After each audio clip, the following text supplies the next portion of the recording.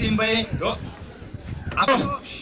Oromo bitiati kanam betu magala sam betu marre bunaaf jimanan keeti achuma keessa turre eessa deemnare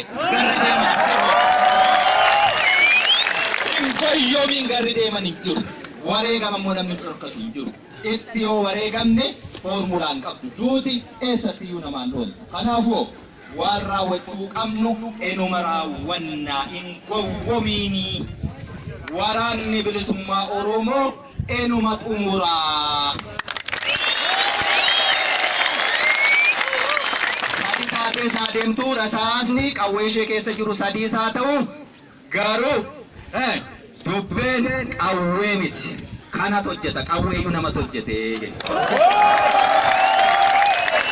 qawwee namatu hojjete qawwicha akkaataatti dhimma bahan malee waan hamma maaloo ga'u baatanii deemuu miti kilaashichumaan jala si kennaa ni kumkumsiisu jirtu mitiire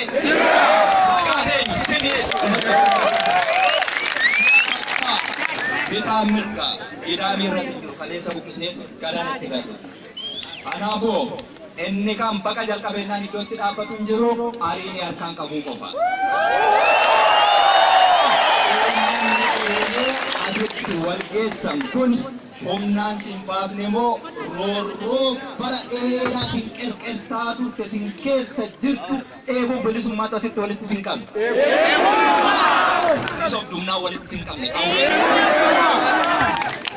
humnaan miti too humnaan ta'ee wanti dhufee fi waraanni bilisummaa Oromoo as keessatti dhukaasa eegalee dhiigni keenya as keessatti dhangala'uu eegalee dhiigni dhangala'ee osoo hin qooriin ummanni Oromoo sabni guddaan hangana geessu kun dachee kanarraatii qottee miti kophee keetiin haateellee yoo irra facaaste dachee waa hunda obsiin magarste dachee akkasiirra taa'essee fal'aanaa fi shukkaa waliin saamtu.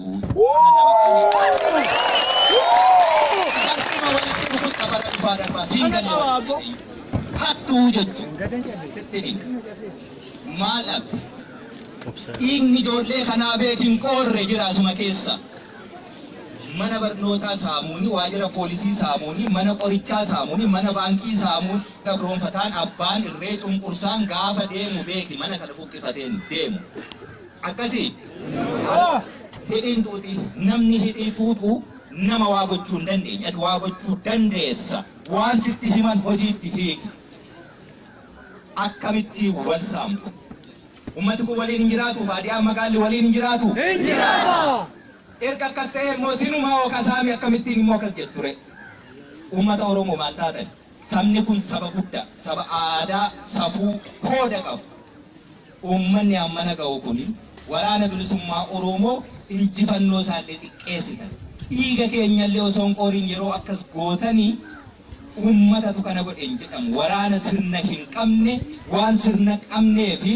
sirna dhablummaa dagaagsutu magaala seene nu jechisiisanii jedhu waraanni bilisummaa Oromoo dhukaasee iyyuu hin fixanne safuu miti kun safuu guddaa safuu ummanni Oromoo aadaa akkasiis hin qabu maaltu isinitti hir'ate keessanuu meeqatu nyaachuutti jira akkasuma akkas miti osoo silaa mootummaa abbaa qabdu taatee ummata ilmaan isaa of keessaa baasee ummata ofiin of bulchu ta'ee dacheen Oromiyaa kun osoo hin qotiin irraa nyaanna akkasuma jechaan ture kanumas dhugaan jiru ummati hammana ga'u kun akkasitti yoo wal saame bakka biraa deemanii buqqisuunuu hamilee ittiin qabnu jechuu maaliif jennaan sirna dhablummaa saamicha biraati bal'isuuf deemnare akkasuma akkas miti akkasuma bar yoo akkas taate gaa kan darbe waan darbe irraa garuu kan hin baranne doofaa sarraatu maati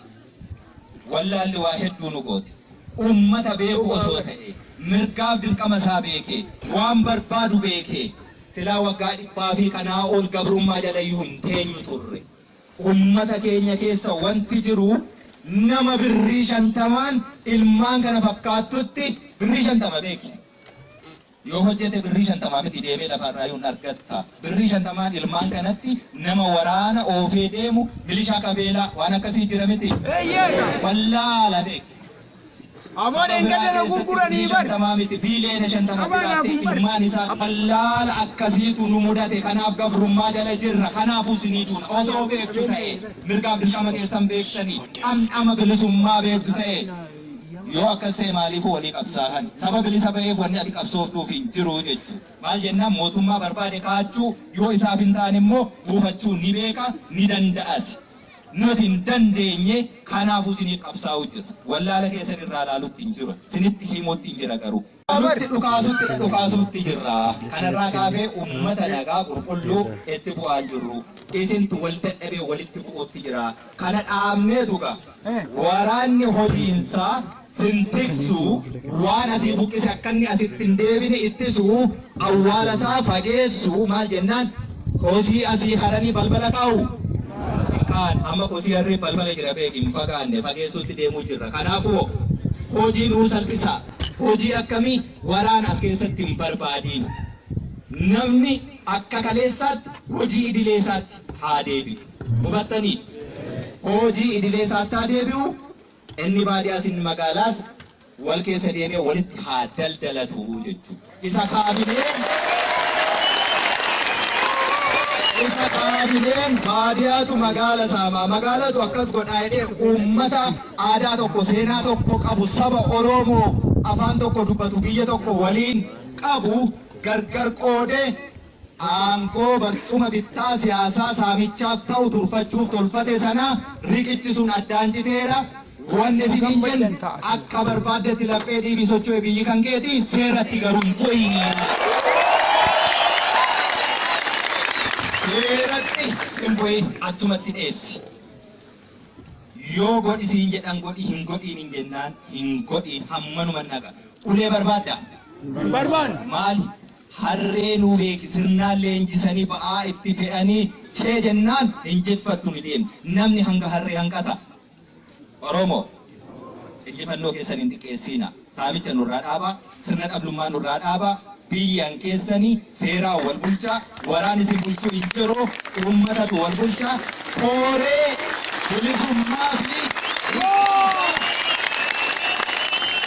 bilisummaa fi bulchiinsaa kan yeroo maal jennaan kan yeroo kan uummataa akkasiif ta'u isa kaleessa si nyaate ittiin makiin.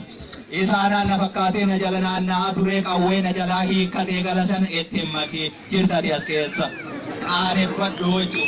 Ammas qawwee nu jalaa fudhatee galatti hin kenniin. Hin qaana'u. Hattuu anna bare harki maal si tochua? Dabeessa dheessa bare akkas boris itoo waasii tas jettee kuteen jechuudha ittiin kenniin. Qulqulluusaa akka saba tajaajilu. Fir'aantee amantaa jenni akkasitti uumiti.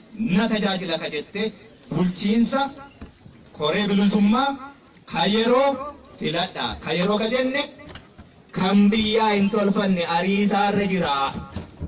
Baqataa fi ariyaa jira. Gidduu kanatti uummati hin rakkatamoo hin rakkatu? Hin rakkata. Ba'ee galuun akka rakkoo hin taane bilisummaa jechuun nagaan baanii nagaan galuu nagaa qofaa fi tasgabbii qofaa isinirraa barbaanna. Abbootiin amantaa jaarroleen gandaa qeerroof qarreen shamarran hundi keessan isa kana nuu tolchitan jennaan wanti as keessa teenyuu fi hin jiru. Namni walitti hin bu'iin biyya biraa laala. Addunyaa kana laala. Yoo uummata akka uummataattuu namaa jenneetiniin daabboo tokko nyaannee buluun nutti ulfaatu dachee kanarra teenye namummaa keenyaafuu siichi falmataa jirru addunyaan kun ilaafti na hanqatteettee gara ji'aatti deemaa jirti. Nama hin qaanessu Oromoo. Wallaala akkasii keessaa bahuudha qabna. Mana barnootaa gubuu miti ijaaruudha qabna. Waraanni bilisummaa Oromoo mana barnootaa gubuu miti kan inni deemaa jiru. Ijaaruuf, babal'isuuf, dagaagsuuf, tolchuuf, si barsiisuuf akkaati akka bishaan gabateerraa abbaan barbaade gara barbaadeetti sin oofne ejjennaa hirraafamne kan mataa kee qabaattee murtoo mataa keetiin sochootu si gochuu malee ta'uu qaba. Akka barbaadeetti gara barbaadeetti akka sin oofne ta'uu qaba. Ammaa kaastanii suuqiin cufamee miti banameellee yoo taa'e ililmeen fuudhiini jechuudha. Sabni Oromoo hattuu miti. Sabni Oromoo saba guddaa hattuu miti jechuudha. Yoo banaa taate sinii galee banaa ta'a yoo ta'e ililmeen fuudhiini jechuudha. Uummata aadaa akkasii qabnu turre aadaa sana deeffachuu feenaa jechuudha. Warqii mormaa yoo lafaa argatte geessii barbaadi abbaasaaf deebisi. Seerri lafaas kanaa seerri rabbiis kanaa jechuudha. Akkasuma akkasumatti. Hattuun immoo yeroo hundumaa iyyuu boolli isaa guutuu hin sooromtu yeroo hundumaa kiisiin kee uraa jechuudha. Maal abdeessan hojjet carraa hojiitti dhabe Oromoon malee hojjete jennaani wanti nuti asirraa gashinu Oromiyaa miti nurra darbeeyyuu Itoophiyaa miti nurra darbeeyyuu Afrikaan ni soora uummata gaanfa Afrikaa irratti saba guddaa akkasiiti nuti. Ittiin boonuu dhaqabna malee kana xiqqeessuu hin qabnu. Ammoo har'a hooggana badee warra garaat akkas nu godhee warra karabaataaf tiiviit akkas nu godhee hin jiru hin sharafamtu galmaan ni keenya. Kanaaf iyyuu carraan hojii sunis nu dhufaa waan hundumtuu ni dhufaa ofii keeti tolfattaa hanga galma ga'utti woboorraa waa hunda eeggadhu wareegama isaa immoo teeffadhu firii isaa akka inni akkuma bara dhufaa darbaa itti dhiyaannee harkaan qabanne erga jennee bilisoomneemee achii mootuu badee taatun taa kana kaleessallee jenneerra warri jettee taniin jennu hin jenne bilisummaan Oromoo mee alaabaa Oromoo isa kamtu dhaabbate guyyaan bilisummaa Oromiyaa yoomi mee natti yoomi lakki bilisoomne miti gaafa jette alaabaa kam dhaabbattee akkas jette guyyaan bilisummaa Oromiyaa yoom jettee seerri Oromoon ittiin bultu kami jettee sitti mitiire kanaaf sana warruma bilisoomnee ni jedhee jechuudha.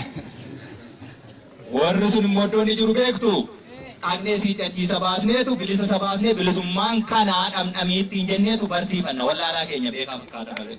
Hubattee imalli gara Finfinnee Jaawaarfaas Baqqalaafaas hidhaarraa baasaa jechuudha. Awween kaleessaa nurraa hiikani gaafa bilisa isaan baate dhamdhamashees mi'aashees iddum tokkotti arganii jechuudha. Qawwee jabeeffadhu akkuma kaleessaa ammas fuutee hin galiin. Mee warri galtan ajjabbii malee wanti biraa jira? Jira. Hin bari'uu seete dhiise achumatti. Gaafa bari'ummaa waa isheen goote beekta miti? Nama gaabbisiisaa. Kanaaf ammarraa kaasaatti haasaa dheeraan barbaannu fixanneera. Waraanni ni ba'a as keessa. As keessa hin taa'u hojii qaba. Hojiitti hin baay'isin. Namni walitti hin bu'in. Daandiin immoo bal'aa. Hunda keenya hin danda'amu hin danda'u. Inni as keessa ture buburreen suni isa hojii isaa unumaaf dhiisaa jechuudha. Tolee? Hin ta'amu hin ta'u. Dhagaa walitti guurru. Akkas wayyaa. Yeroo quba namatti qabdan meeqatu natti qabamee jira? Akkas. Yoo silaa dhagaa walitti guuruu ta'ee yeroo dhaabbattee dhiigni hin qooriin biyyeen awwaala keenya irraallee hin qooriin waan ati gootu injifannoo keenyatti bishaan naqxu sana qawween si rukutanii jechuudha. Ammoo uummata keenya akka nuun jedhan sana miti jechuudha. Waraanni bilisummaa Oromoo akka jedhan miti akka ati argite. Akka ati na argite immoo kunoo osoo ati hattuu yoo ta'u nama ajjeestu otoo waan barbaade gootu iyyuu calluma siin jennaa jechuudha. Akkasuma akkasumiti. Reebichi jiraachuu malata. Uleen immoo waan balleessuu hin qabu suphee qofa. Akkasumiti. Ammoo reebichicha iyyuu hin eegiin karaa irraa galeennaan galee jechuudha. Waraanatu waa qaba.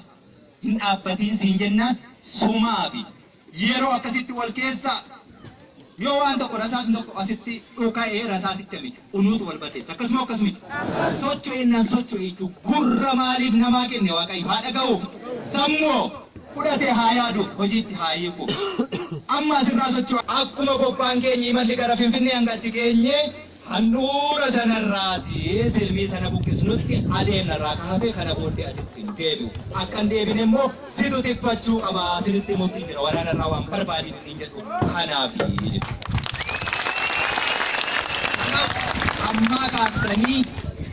Ammaa kaastanii mana keessanitti galuurra Oromoo nuti waan ittiin gargar baanu tokko iyyuu hin jiru. Waraanni bilisummaa Oromoo akka nuun jedhan miti akka nu argitanii kan isin jedhe. Ragaan sin kana beektuuf iyyuuti beeki wallaggi maal ta'e gaafa jedhan wallaggi waan ta'e beeknaa bilisummaa xiqqoo tokko waraana bilisummaa Oromoo waliin ji'a tokko dhamdhamnee rammii oofti kanaaf du'uu jirraa jettan akkasi mitiiree. Akkuma jenne immoo gooneerraa